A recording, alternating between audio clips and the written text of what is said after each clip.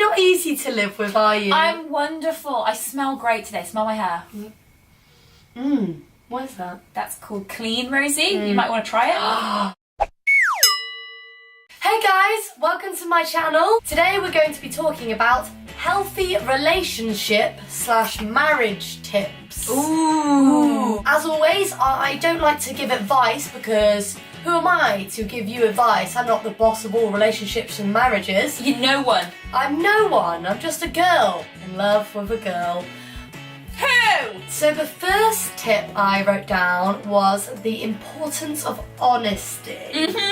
So It is important, to be honest, Rosie. it's honesty is the best policy. Oh, really? Oh, really? Yes. Really?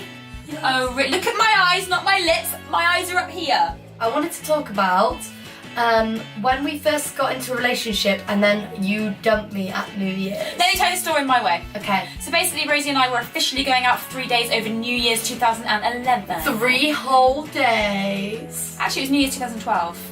She was like, oh, I'm having a massive panic about our relationship. And I was like, oh, yeah, me too. Maybe we should just be friends. I was like, I'm going to get in there first. You're going to leave me? I'm going to leave you first. So what were you doing there? You weren't telling the truth when you said, yeah, I don't think it's working, bye Felicia. That wasn't you being honest, was it? Basically, you heard me being slightly negative. And I was defensive. And you were defensive, which is going to be my next tip, and you weren't honest, and so you said you wanted it to be over, but you didn't want it to be over. You went home and you cried. I didn't go home and cry. I waited outside your door for a while to see if I'd left any aftermath after I'd left. And you didn't seem that upset about it. You cooked yourself some bacon. I cried for ages. Oh, really? I didn't hear it. I cried in the car park for a very long time. Wilma, get down, you smell like manure. It's really weird that you stood outside my door and listened after breaking up with me. Is Like, it, that's Rosie? a weird thing to do. Is it really? I'm being honest about it. Honesty's the best policy. It wasn't me who cooked the bacon. Who cooked the bacon? I don't know. It's maybe neither here nor there. The fact is, I was not honest, you're right, and then we broke up for no reason, when really it could have all been resolved if I'd have just listened to you. Is that what you want me to say? Yes. Well, then I said it. That could have all been resolved, so just be honest with your I feelings. thought you were playing a game. I'd heard funny things about you at the time, no offence. Your reputation was terrible. Thank you. I worked hard to keep up that terrible reputation. Oh, really? Slowest turn in the world. Not only should you be honest with one another, but you should also drop the defensive. Everyone has a bit of a guard, a barrier that they have without even realising, I think. And I remember when I dropped mine. Dropped your guard or dropped your guts?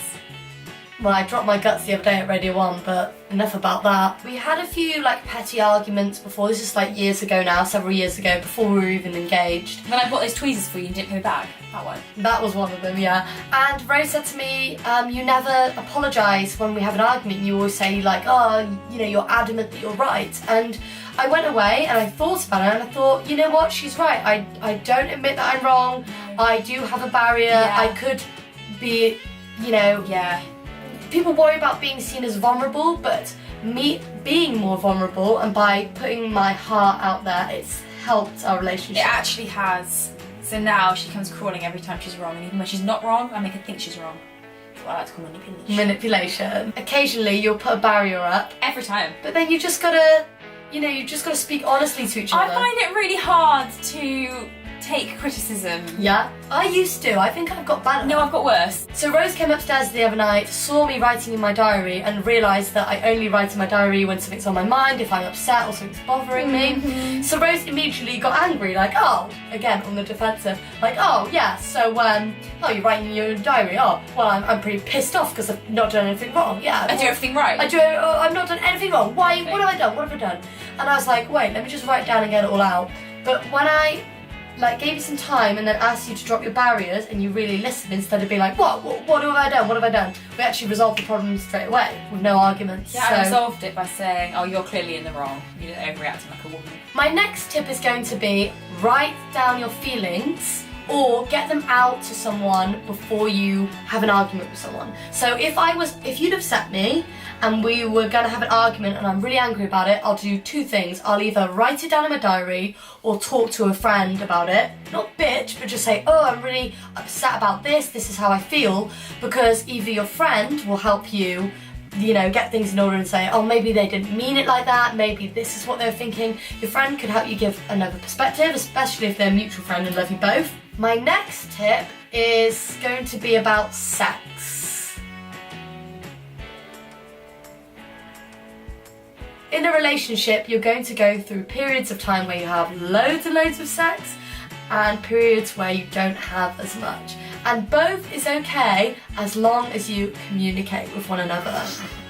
Rose and I have noticed that the times we have lots and lots of sex is when we're like chilling out, when we're watching TV and we're like, hey, I'm feeling amorous. Not that I ever say that, but maybe I've said it once. It's okay not to have as much as long as you communicate and just know that there's not a problem. That conversation's always really awkward, isn't it? It can be awkward. Rosie, why don't you touch me anymore? It can be awkward, but not if it ends in sex. It can Exactly. Anyway. So it's absolutely fine as long as you communicate with each other, you know that each other, you love each other, you know there's no problems, you're not looking at anyone else, or there's no like deep reason. It might just be because you're stressed, it might be because of any reason. Or because you secretly hate your partner. My final tip, and you can clean out your ears and maybe have a listen to this. I can't be more attractive. That's not a final tip. I'm already maxed out. Always, always, always, no matter if you've had an argument, no matter if you're having sex or not, no matter what's going on in your relationship, is to always laugh with each other, tell each other you love each other, and give each other a few compliments every single day. Okay, I'll go. Rosie, I love you. Ha ha ha ha. Also, you're looking thinner. My compliment today would be, I already told you that you look sexy in your glasses. And my second compliment of the day will be, God, you look just like your mother. My mum was a fox in the day. She is a definite fox. I don't know what you're trying to say, Rosie. It's kind of a backhanded compliment. If she was a president, she'd be Abraham Lincoln.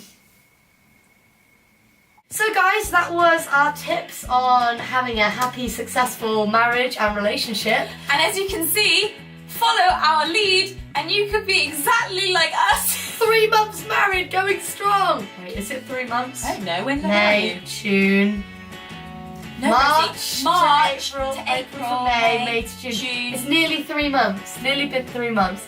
Yes, we're not divorced yet. Alright guys, that's it for this week. Make sure you subscribe to Rosie's channel. Make sure you like and comment on the video and we will see you with some real talk real soon. Alright, take care. See you soon. Bye. So if there's something else you'd like me to talk about in my segment Real Talk, you can use the hashtag Real Talk and tweet me at RoxettaRibbons and tell me what you want us to talk about. Genital herpes.